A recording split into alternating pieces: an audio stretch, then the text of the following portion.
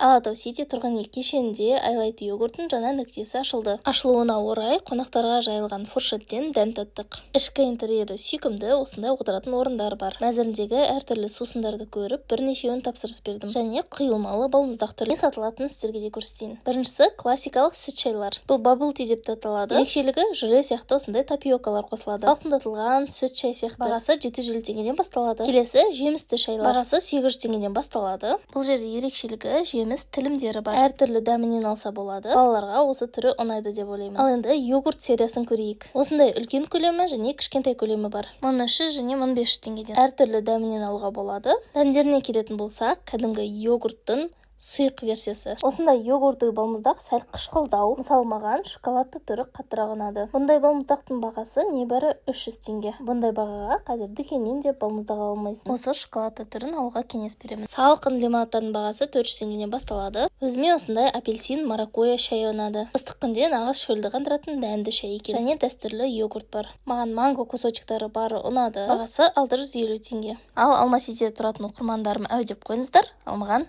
аз болсын.